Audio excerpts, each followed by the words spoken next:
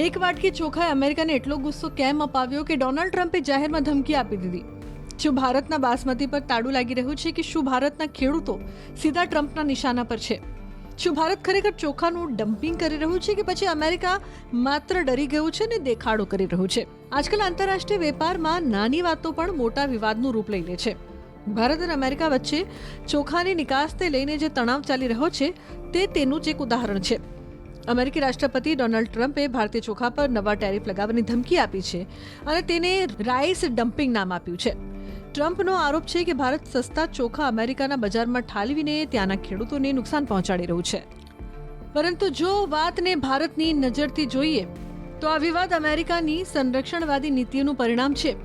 તેઓ પોતાના ખેડૂતોને બચાવવા માટે વિકાસશીલ દેશો પર દબાણ લાવી રહ્યા છે અને ભારત જે દુનિયાનો સૌથી મોટો ચોખાનો નિકાસકાર છે, તેથી ભારત આ વિવાદથી પ્રભાવિત થઈ રહ્યો છે.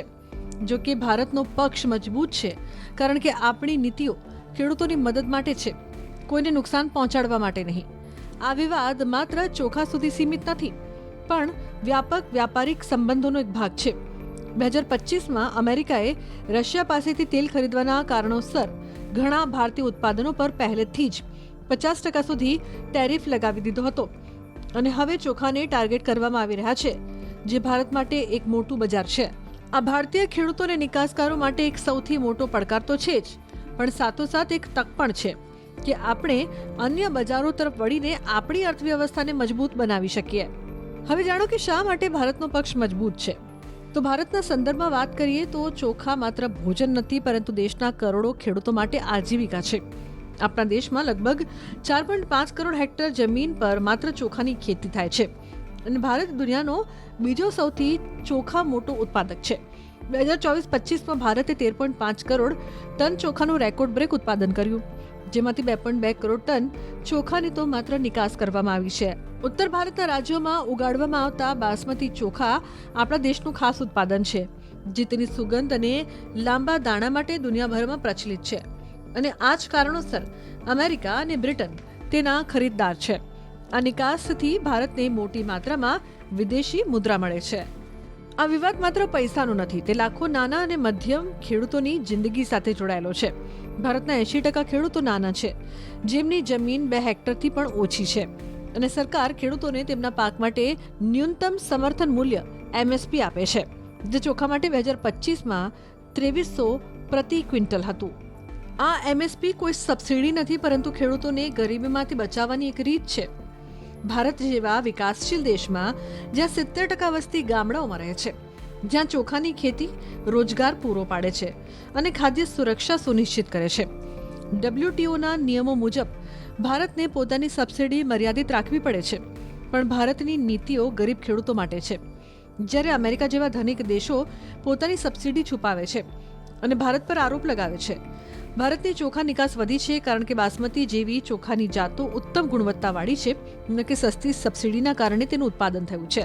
વિવાદનું મૂળ કારણ અમેરિકાની પોતાની સમસ્યાઓ છે. ત્યાંના ખેડૂતો મોંઘા ઉત્પાદન ખર્ચના કારણે વૈશ્વિક બજારના સ્પર્ધા કરી શકતા નથી. ભારતનો પક્ષ છે કે આપણી નિકાસ વૈશ્વિક માંગ પર આધારિત છે, ન કે ડમ્પિંગ પર. જ્યારે ટ્રમ્પનો આરોપ છે કે ભારત ડમ્પિંગ કરી રહ્યું છે, એટલે કે ઘરેલું બજાર કરતાં સસ્તા ચોખા અમેરિકામાં વેચીને ત્યાંનું બજાર બગાડી રહ્યું છે. ટ્રમ્પે વ્હાઇટ હાઉસની એક મિટિંગમાં ભારતીય, થાઇલેન્ડ અને ચાઇનીઝ ચોખાથી અમેરિકામાં કિંમતો ઘટી રહી હોવાની ફરિયાદ પર તપાસના આદેશ આપ્યા અને નવા ટેરિફ લગાવવાનો સંકેત આપ્યો. ટેરિફ એટલે આયાત પર લાગતો કર, જે ઉત્પાદનને મોંઘું બનાવે છે. ઓગસ્ટ 2025માં અમેરિકાએ રશિયાથી તેલ ખરીદવાની સજાના ભાગરૂપે ભારતીય ઉત્પાદનો પર પહેલેથી જ 50% ટેરિફ લાગુ કરી દીધો છે. જો હવે બાસમતી પર આ 50% ટેરિફ લાગુ થાય તો તે અમેરિકન ખરીદદારો માટે ખૂબ મોંઘો સાબિત થશે. અમેરિકાના દક્ષિણ રાજ્યોમાં ચોખાનું ઉત્પાદન પાણી, મશીનરી અને ઊંચા મજૂરી દરને કારણે ખૂબ મોંઘું છે.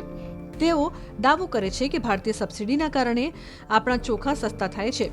જો કે હકીકત એ છે કે અમેરિકા પોતે પોતાની કૃષિ પર વર્ષે 20 થી 30 અબજ ડોલરની સબસિડી આપે છે, જે WTOની સીમા કરતાં વધારે છે. એટલે કે અમેરિકા પોતે બેવડો વ્યવહાર કરે છે. આ મામલે ભારત સ્પષ્ટ કહે છે કે ભારતની સબસિડી ગરીબ ખેડૂતો માટે છે, નિકાસ વધારવા માટે નહીં. ભારત WTOના નિયમ 10% કરતાં ઘણું નીચે છે. બાસમતીની કિંમત સ્પર્ધાત્મક છે, કારણ કે આપણા ચોખાની જાત અનોખી છે. પાકિસ્તાની બાસમતી પર 19% ટેરિફ લાગે છે, જ્યારે ભારત પર 50% ભેદભાવ છે.